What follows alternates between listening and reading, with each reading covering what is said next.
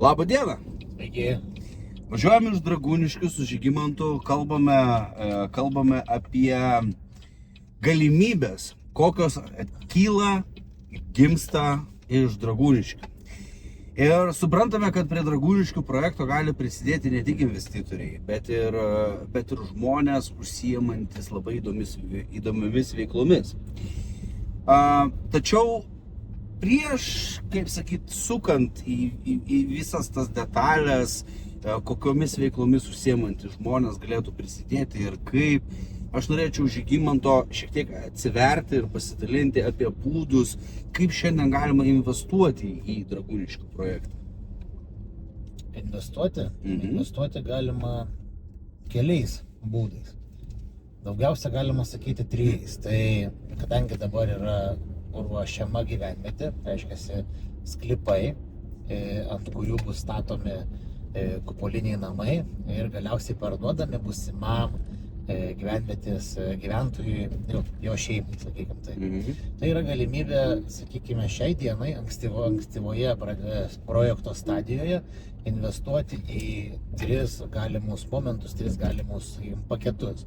Tai pirmas, tiesiog įsigyti sklypą ir palaukti, kol bus suvestos komunikacijos, sakykime, kol pasidarys keliai, infrastruktūra ir paskui, kai ateis gyventojas, kuris nori tame sklype gyventi, jam parduoti.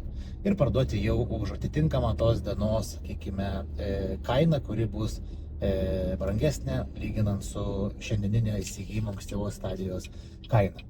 Antras paketas yra labai panašus.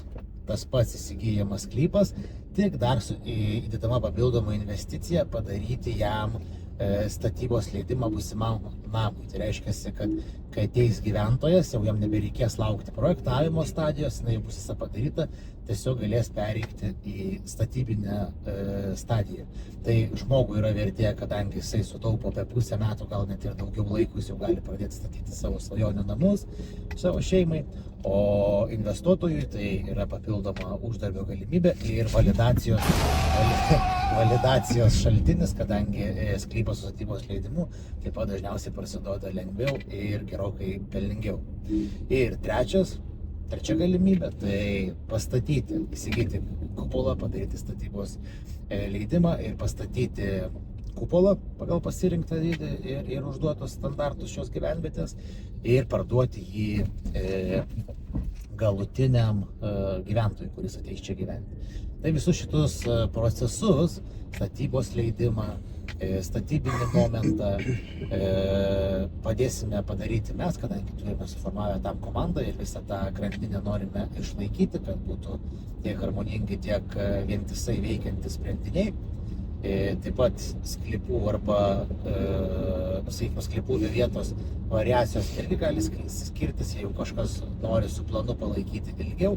Yra zonos, kurios bus apgyvendinamos pirmiausiai. Tai A zona, kuri prasidės greičiausiai, B zona, kuri prasidės vėliau ir C zona, kuri yra vėliausia. Tai jeigu kažkas nori palaikyti ilgiau, yra galimybės ir tokiems sprendimams. Jeigu kažkas nori greičiau statyti, taip pat yra galimybės tom numatytos. Labai puiku. Ar yra kažkokių tais alternatyvių būdų, kurių neįvardinai investuoti į šį projektą? Jeigu yra kažkoks tais pasiūlymas, sakykime, ar vizija, kuo investuotojas galėtų prisidėti prie kuriamos vizijos, prie sprendinių, ar norėtų pastatyti vienu metu daugiau, ar kažkokį tai prisidėti, tai esame atviri svarstyti įvairius galimus pasiūlymus, tiek kiek tai yra artimas mūsų vizija.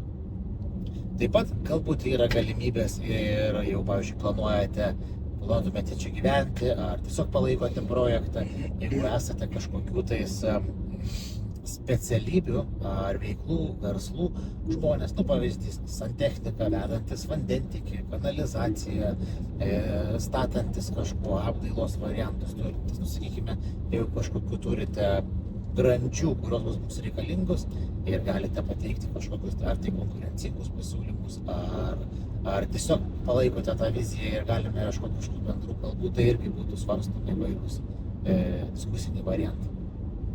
Labai puiku, tai džiaugiuosi iš tikrųjų, kad mes čia ir palėtėm tą esminį mūsų viso projekto idėjos momentą.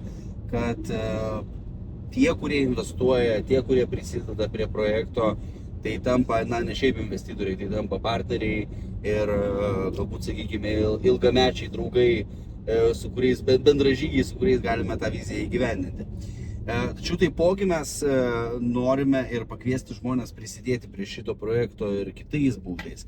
Kadangi jau, jeigu matote šį video ne pirmą kartą mūsų kalbančius su Žygimantu, tai turbūt jau žinote, kad pas mus bus bendruomeninė erdvė, bendruomeninės veiklos ir taipogi, kad įgyvendinti visus 13 klipų yra labai daug tų judančių, dinaminių momentų, kuriuos vienaip ar kitaip reikės įgyvendinti.